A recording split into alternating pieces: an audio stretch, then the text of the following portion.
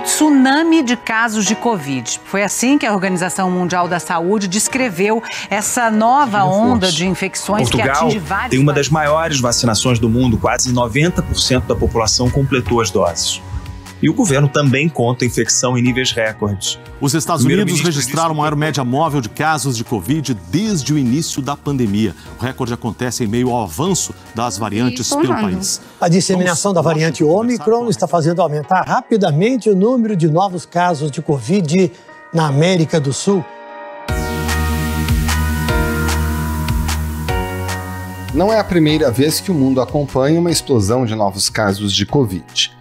Em 2020 e 2021, sem a vacinação consolidada e com variantes de maior letalidade, os países se protegeram fechando todas as portas. Dessa vez, a resposta tem sido diferente. As portas até se fecham, mas só para os antivacina. A Itália disse basta. O governo italiano tornou a vacinação obrigatória para maiores de 50 anos.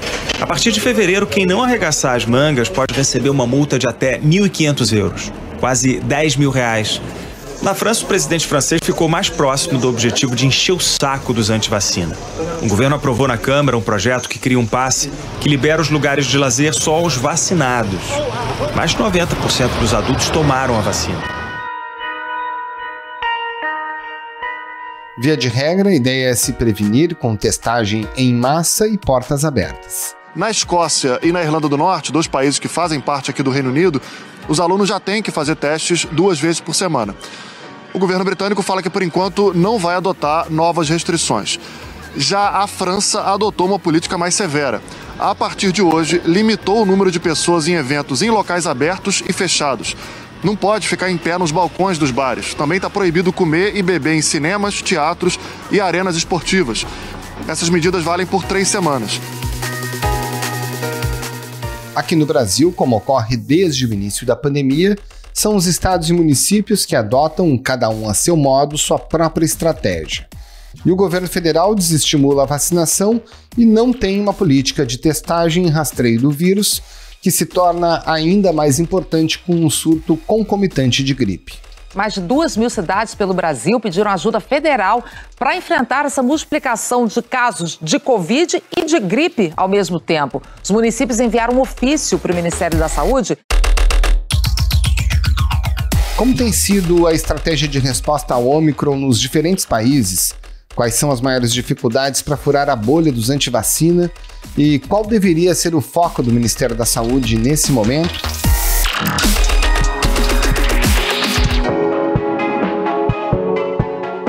Esses são os temas do Ao Ponto desta segunda-feira. Eu sou o Roberto Maltic, hoje sem a Carolina Moran, e nesse episódio converso com a repórter Ana Rosa Alves e com a epidemiologista e ex-coordenadora do Programa Nacional de Imunizações, Carla Domingues. Fique com a gente.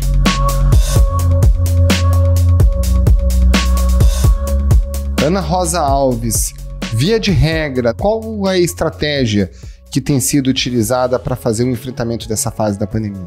Então, Maltic, de fato, é uma explosão significativa. Para a gente ter uma noção, assim, no início de dezembro, o mundo registrava em média 600 mil casos diários. Hoje, esse número está próximo de 2 milhões. Só que é um momento diferente da pandemia, aparentemente. Ainda é cedo, os especialistas reforçam que ainda é muito cedo para a gente tirar conclusões maiores sobre a Ômicron, mas apesar dos casos explodirem quase verticalmente, as mortes continuam em queda no cenário global e mesmo nos países onde o número de diagnósticos é hoje 2, 3 vezes o que era nos piores momentos das outras variantes, as mortes são uma fração relativamente pequena do que eram.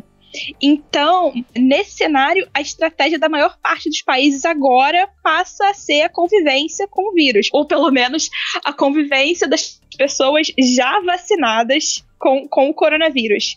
A gente vê cada vez menos quarentenas, cada vez menos restrições de viagens e cada vez menos medidas mais draconianas, como por exemplo, toques de recolher. E cada vez mais tentativas de manejar essa relação da vida pós-pandemia, uma vida relativamente normal, o coronavírus. A grande exceção nesse momento parece ser a China, que ainda insiste na política de Covid-0, apesar de estar lidando com o pior surto desde que a Covid foi controlada ainda no primeiro semestre de 2020, ainda no início da pandemia, mas em via de regra, a estratégia global nesse momento parece ser como viver com a Covid. Tonight, another COVID record setter. More than 1 million new infections reported nationwide in just 24 hours, though some of it likely due to a holiday backlog. Ana, vamos falar um pouquinho só dos Estados Unidos, né? Uma população com mais de 300 milhões de pessoas, a Omicron já é dominante também por lá, só que a gente tem 38% das pessoas que estão resistindo a tomar vacina, e isso tem um impacto sobre toda a população, já que o vírus continua circulando. Quais são as estratégias que têm sido adotadas para tentar conter esse surto relacionado ao Ômicron? Então, Maltic, o Biden, ele se vê num impasse, assim. Os casos dos Estados Unidos, de fato, explodiram. Hoje, a média móvel americana é superior a 60 mil. Os casos aumentaram mais de 227% em 2 semanas. E, como você falou, tem uma parte significativa da população não vacinada. São 38%. E esse número continua estável, tem meses, ele não cresce, está estagnada a vacinação nos Estados Unidos. E a resistência à vacina em território americano hoje, a gente vê ela bem dividida geograficamente em condados e em regiões onde o Partido Republicano é muito forte. A gente pode sim fazer uma associação entre tipos de pensamento negacionistas, entre a circulação de informações falsas e de mentiras sobre a vacinação, sobre a importância, sobre a eficácia da vacina, e a resistência nessas regiões. E por ser um país muito polarizado, o discurso do governo não tem penetração. A Casa Branca já recorreu a autoridades da saúde, estrelas pop, cantores, atores, mas esse número continua estagnado já há semanas, já há meses. O que a gente vê, e também da Casa Branca, são tentativas de incentivar a vacinação ou de forçar a vacinação. O governo americano, o presidente Biden, ele tornou a vacinação obrigatória para funcionários federais, e vários estados também implementaram mandados de vacina para funcionários da saúde, para funcionários estaduais, para professores.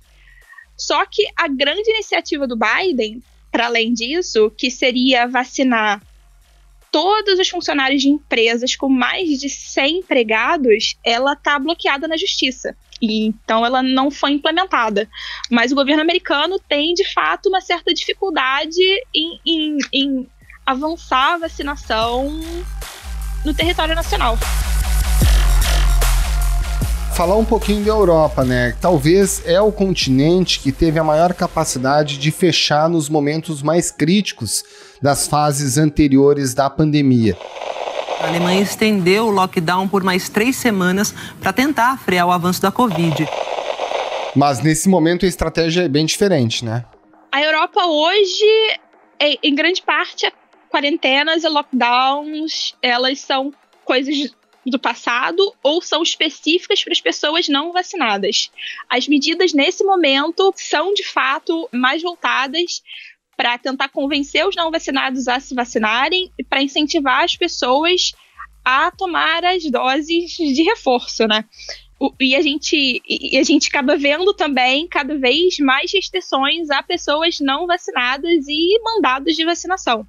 A Alemanha, por exemplo, vetou os não vacinados de bares, igrejas, restaurantes, e eles tentam aprovar uma lei para tornar a vacinação obrigatória. O processo de aprovação está sendo um pouco complicado, porque a questão das liberdades individuais na Alemanha é muito forte, e o governo deve ter um problema, até mesmo dentro da coalizão governista, para aprovar a lei, mas é uma medida defendida pelo chanceler Olaf Scholz. A Áustria quer implementar uma legislação similar também. E assim, a gente vê isso meio que por todo o continente.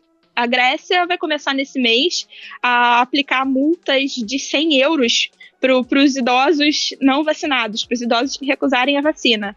A Itália anunciou na semana passada também que quem tiver mais de 50 anos e recusar as doses pode ser suspenso do trabalho, pode ser multado. E os empregadores que não cumprirem as regras, eles também podem ser punidos, também pode pesar no bolso.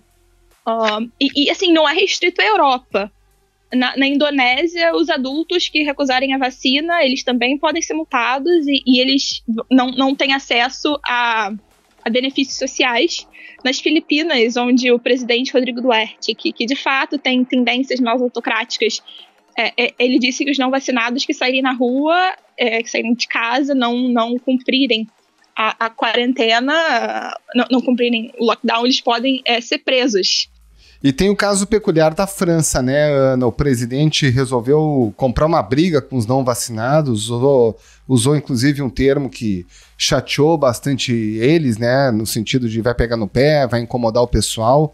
Como é que está a situação na França especificamente? Então, Maltic, o presidente Emmanuel Macron, numa entrevista na semana passada, ele disse que está empenhado em encher o saco dos não vacinados, usando uma palavra que em francês ela é considerada chula. Eh bien là, les non-vaccinés, dit-il, j'ai très envie de les emmerder.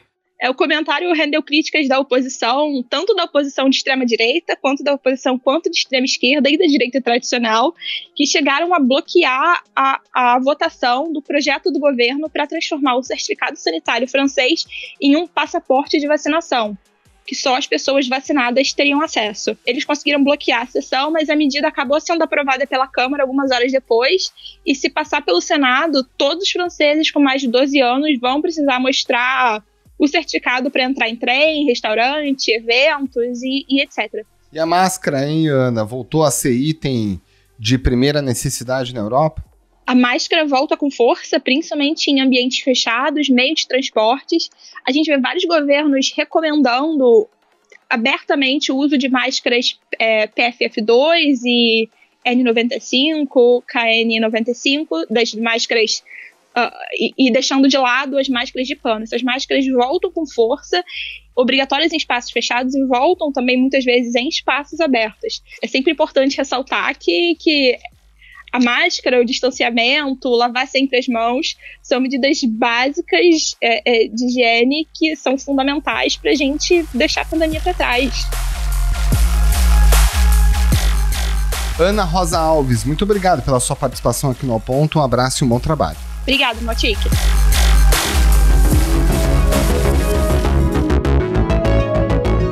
Doutora Carla Domingues, como se faz uma estratégia de enfrentamento dessa Ômicron com essa grande capacidade de espalhamento diante, por exemplo, dessa dificuldade de obter dados, né, do Infogripe, da Fiocruz, com todas essas dificuldades de acessar a estratégia do Ministério da Saúde? Como é que se faz esse enfrentamento? Essa é a grande dificuldade e o grande desafio dos municípios, né? Eles vão ter que buscar outros indicadores, né? Seja avaliando o número de atendimentos nos ambulatórios, o número de atendimentos nos sistemas hospitalares, para tentar buscar informações e tentar identificar se nós estamos tendo aumento ou não de pelo menos dos atendimentos, né? Porque dados concretos e realmente de número de casos confirmados, a gente está com dificuldade de obter esse dado em função desse apagão de dados que nós estamos vivendo desde dezembro, né? Na sua avaliação, doutora, qual é a melhor estratégia aqui no Brasil diante das características dessa nova variante do vírus? Nós temos identificado que com a Ômicron, né, nós temos mais atendimentos ambulatoriais do que hospitalares. Então, eu acredito que esse tem que ser o caminho. Estarmos vendo a tendência de procura no ambiente ambulatorial para que se possa tentar identificar, né, se naquela localidade nós estamos tendo aumento de demanda desse serviço e possivelmente identificação da Ômicron nesse ambiente dos municípios. E a Secretaria de Saúde de Caratinga também faz o alerta sobre o aumento nos atendimentos de pacientes com sintomas de síndrome gripal no município. Temos que chamar a atenção que nesse momento também estamos vivendo um surto do H3N2, que é um vírus que causa a gripe, acontecendo concomitantemente em vários municípios, né? Então, mais uma vez a importância do diagnóstico laboratorial, de que a gente tenha dados precisos para identificar do que nós estamos falando, né? Se é de uma transmissão sustentada do vírus da Covid ou se nós temos uma transmissão sustentada do vírus do H3N2. Porque em relação ao H3N2, nós inclusive temos um medicamento, né, que é o oseltamivir, e que tem que estar disponível para a população o mais precocemente possível. Até que ponto a gente vive nesse momento um apagão de testagem no Brasil e quanto que isso dificulta o enfrentamento desse novo momento com a Ômicron da pandemia? Infelizmente, desde o começo da pandemia, nós testamos pouco e testamos mal. Testamos basicamente as pessoas com casos graves, né, e muitos locais, inclusive, com pouco número de testagens.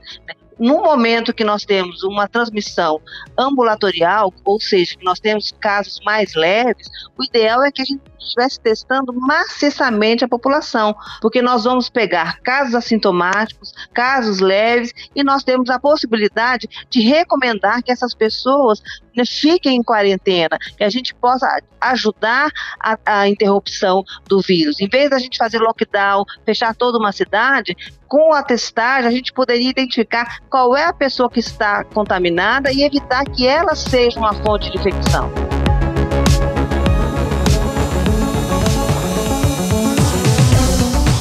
Doutora, nesse momento que a gente tem de lacuna em vacinação no Brasil é justamente a população infantil. Os adultos se vacinaram diferentemente de outros países.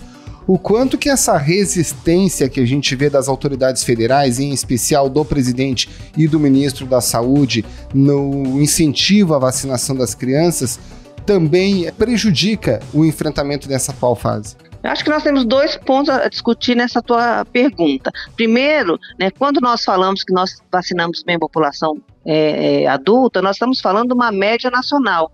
Infelizmente, nós temos inúmeros municípios que não atingiram levar as coberturas vacinais e que inclusive estão com coberturas da população adulta em torno de 40%. Então, nessas localidades, nós teremos chance de ter elevada transmissão da doença.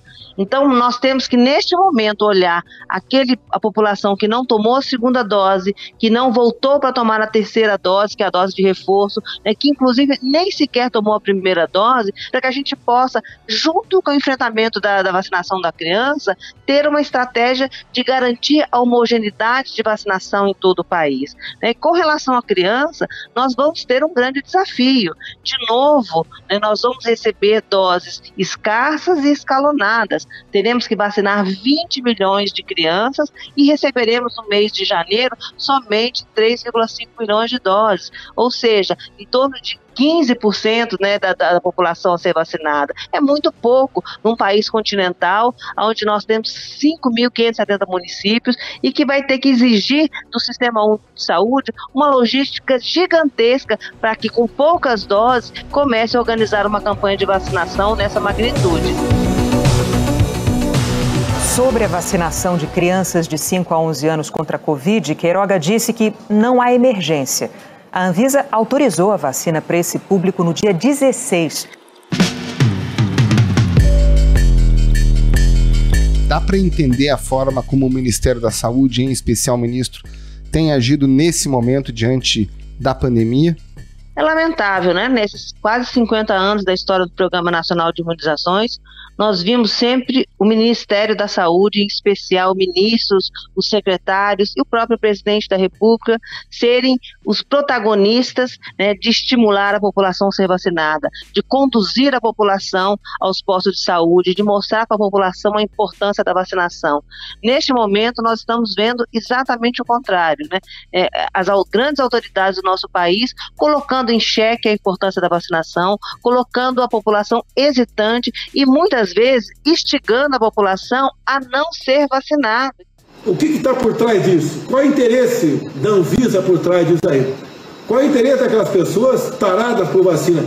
Então isso é muito grave, né? Nós precisamos ter a população sendo devidamente esclarecida, né, e mostrando a importância da vacinação, como nós sempre fizemos no passado, porque é dessa forma que nós vamos ter nossa população chegando ao posto de vacinação, se sentindo segura, acreditando que vacinas ofertadas pelo Programa Nacional de Imunizações são de qualidade e que vão trazer saúde para a nossa população. Como é que a população vai acreditar numa vacina se o próprio presidente ou ministro coloca em dúvida essa vacina? Então isso é muito grave que nós estamos vivendo nesse país.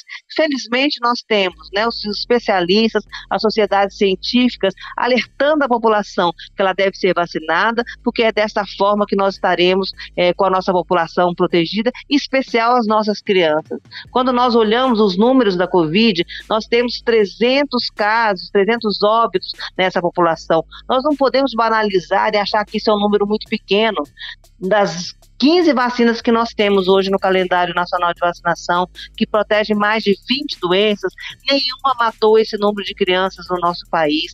Então, por que a gente leva as crianças para ser vacinadas de outras doenças e agora, no momento de uma pandemia, nós estamos duvidando de que nós precisamos vacinar as nossas crianças, né? Não é aceitável ter um único óbito de uma doença evitável por vacinação. Nesses meus 40 anos de trabalho na área de saúde pública, eu nunca vi esse movimento no Brasil, né? De tanto pessoas do governo ou de familiares estarem duvidando da importância da vacinação. Eu acredito que nós temos que reverter essa situação. O Brasil sempre foi o exemplo e protagonista na região das Américas das ações de vacinação. Nós não podemos deixar que esse pequeno grupo, né, que não acredita na vacina, que queira fazer com que pais que sempre levaram seus filhos para serem vacinados, né, fiquem hesitantes. Procurem o serviço de saúde, procurem profissionais sérios, né, para que a gente não deixe de vacinar as nossas crianças. Doutora Carla Domingues, muito obrigado pela sua participação aqui no Ao Ponto. Um abraço e um bom trabalho. Eu que agradeço e convocando a população, não deixem de ser vacinados, quem já recebeu a segunda dose, volte para tomar a dose de reforço, quem ainda não completou seu esquema vacinal, seja com a primeira ou com a segunda dose, não deixe de ser vacinado e principalmente quando a vacina estiver disponível para nossas crianças, vamos vacinar, vamos dar o exemplo de cuidado das nossas crianças.